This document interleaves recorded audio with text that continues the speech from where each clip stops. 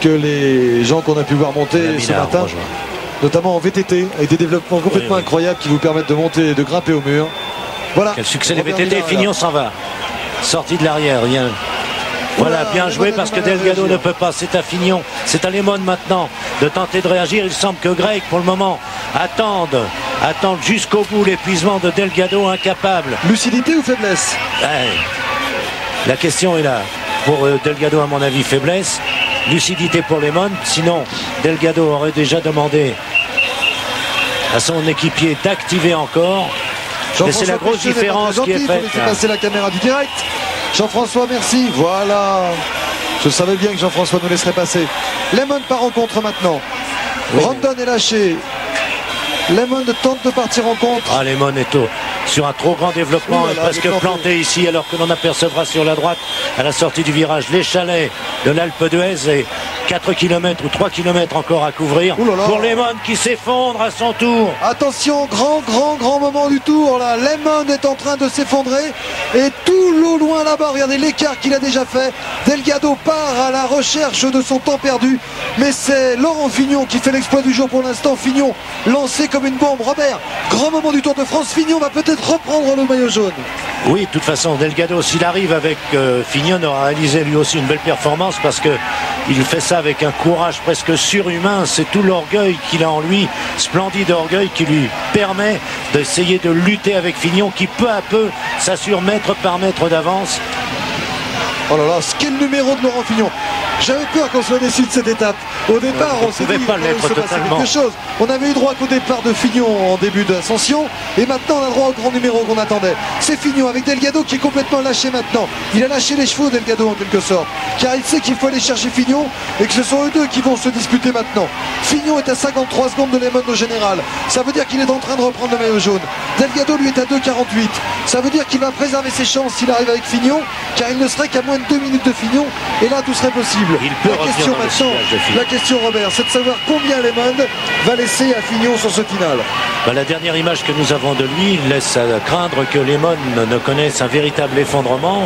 A-t-il le temps de récupérer sur 1 km seulement et sauver ainsi son maillot jaune? Mais pour Delgado, quel merveilleux point de mire que Fignon, dont l'allure s'est maintenant stabilisée aussi, et dans un sprint où il sort tout ce qu'il a en lui, Delgado essaie de revenir sur Fignon. Mais Fignon ne se retournera pas. Il sait qu'en puissance, il peut encore creuser l'écart en agissant de la sorte. Ce n'est pas le même genre de coureur que Delgado. La beauté de cette scène avec une marée humaine là tout au long des derniers kilomètres de l'Alpe d'Huez. Impossible de chiffrer les dizaines, les centaines de milliers de spectateurs qui voient ici Laurent Fignon réaliser l'un des plus grands exploits de sa carrière. Si tant est qu'il réussisse, et ça me semble le cas, d'aller jusqu'au bout comme ça. Fignon qui réalise un très grand numéro, mieux que dans Super Bagnères. Dans Super Bagnères, c'était une petite pique où il avait pris une poignée de secondes à Lemon de 7 et 8, ça devait faire 15 secondes.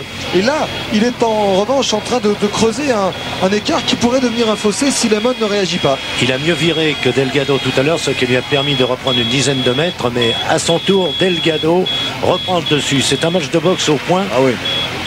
Qui pourrait où les échanges sont très rapides, oui, qui pourrait se terminer par un chaos. Enfin, en l'occurrence, ce serait l'arbitre, mais il ne faut pas faire d'ironie là-dessus. Lemon qui serait le chaos. Lemon, porteur du maillot jaune, pour combien de temps encore? Greg Lemon qu'on va peut-être découvrir tout à l'heure à la poursuite de Delgado. Regardez Greg Lemon, il se reprend un petit peu, il relance, mais il a du mal. Énorme développement. Il emmène grand, c'est vrai Robert, il emmène curieusement grand pour revenir comme ça. Regardez l'écart s'est creusé. Ah oui, écart important, vertigineux, énorme sur Delgado.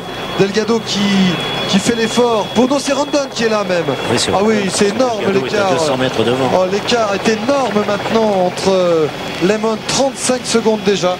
Jean-Paul, un chrono est possible. Jean-Paul n'est plus là. Voilà, 35 secondes. Eh bien, il faut inverser ces chiffres pour Fignon, car c'est 53 secondes qu'il avait de retard. 53, c'est ce qu'il faut. Alors, écoutez, ce tour, on le dit, on le répète, c'est fabuleux. À chaque fois, on est obligé d'égrainer les secondes sur la ligne d'arrivée pour savoir si le maillot jaune change d'épaule. Mais quel bagarre et quel courage de la part de tous, certes, mais de ceux qui sont directement intéressés par la première place au classement général. Oh là là, il a du mal. Il emmène. Si on peut rester avec lui jusqu'au virage, justement. Il emmène un braquet énorme, Greg Lemon, et c'est assez surprenant de il joue sur sa puissance.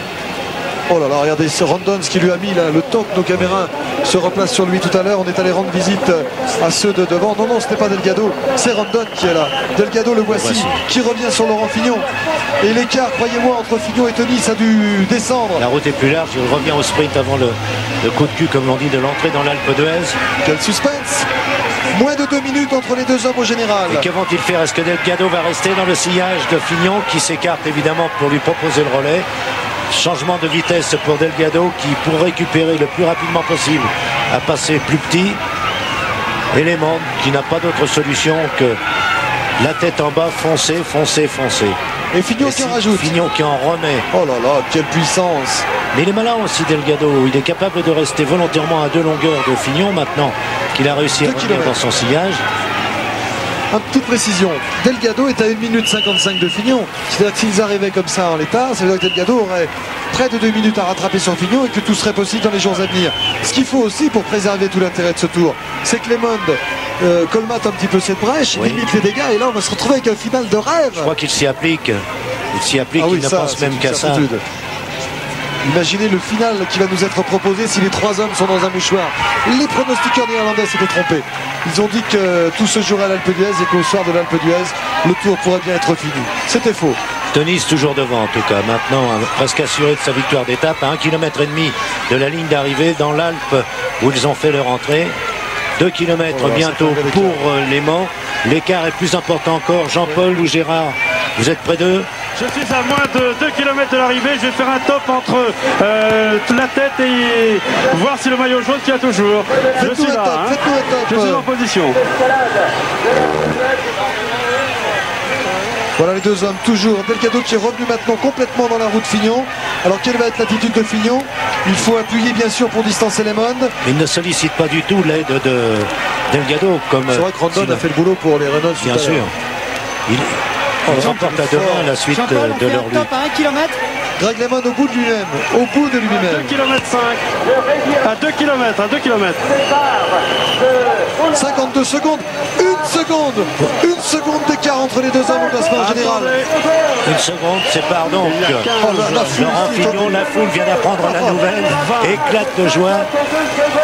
Lehmann déchaîné du même coup Fignon. Regardez, quelle difficulté, quel énorme braquet pour Lehmann. Mais c'est inouï de ne pas essayer de mouliner un petit peu plus.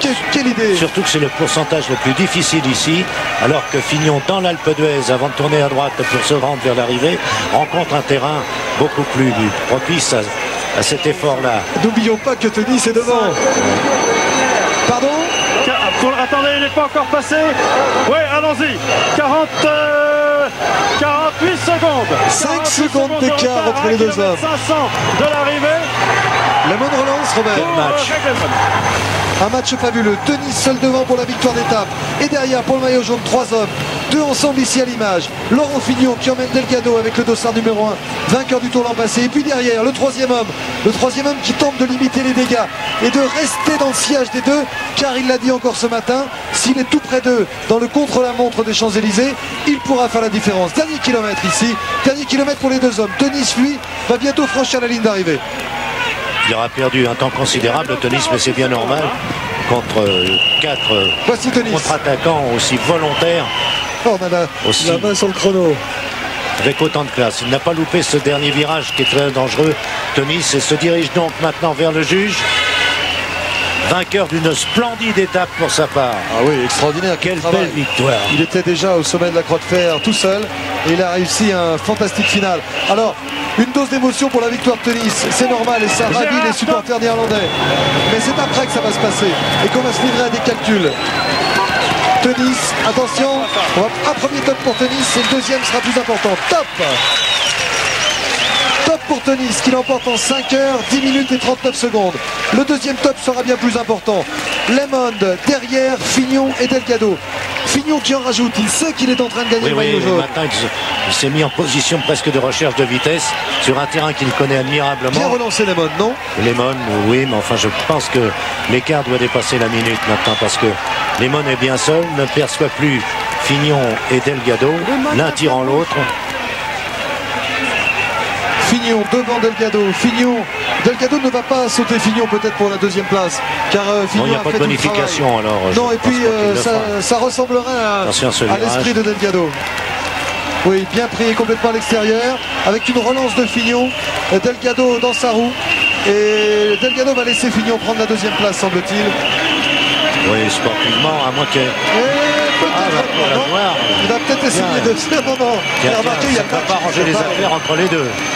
Oui, parce qu'il a roulé tout le temps, Laurent, il s'est fait sauter, comme on dit, par Delgado. Attention, top 1 minute 08. Alors 1 minute 08, et c'est maintenant que ça commence le décompte. 53 secondes, donc 53 secondes plus 1,08, il faut donc 2 minutes déjà. 05. 10 secondes déjà. Et Lehmann n'a pas pris de virage à gauche pour entrer dans la ville, tandis que Rondon va sauver une place d'honneur amplement méritée lui aussi. 2 minutes 01. Il faut que 25 secondes déjà franchisse la ligne avec moins de 2 minutes 01 en bas à gauche de votre écran. Si on dépasse 2 minutes 01, ça veut dire qu'il aura perdu plus de 53 secondes sur Laurent Fignon et qu'il aura perdu le maillot jaune. 1,46. Il faut arriver en dessous de 2 minutes 01. Tout le reste sera le retard de Greg LeMond sur Laurent Fignon en jaune. Oh, c'est extraordinaire. Il a perdu son maillot. Tous les chronos sont en bataille. Il a perdu son maillot. C'est fait. Voici le retard maintenant. 1 seconde. Voilà, 200 mètres. C'est le retard de Laurent Fignon. Laurent Fignon, maillot jaune du Tour de France. Ça fait plus aucun doute. Maintenant, on va compter les secondes dans le sens inverse pour savoir combien Greg LeMond devra reprendre à Laurent Fignon pour prendre à nouveau le maillot jaune. Ça va être une histoire de 22-25 secondes peut-être. Voilà, attention à 2,01. Là, ça fait 25, 26, top. 26 secondes. Greg LeMond perd le maillot jaune du Tour de France pour 26 secondes derrière Laurent Fignon.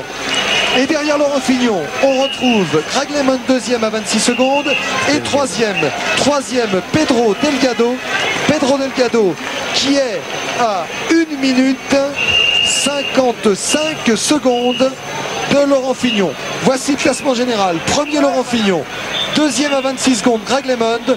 Troisième, Pedro Delgado à 1 minute 55. Robert, le tour ne fait que commencer. Et oui, nous n'arrêtons pas de le dire depuis 2 ou 3 jours, mais il est vrai qu'à la veille de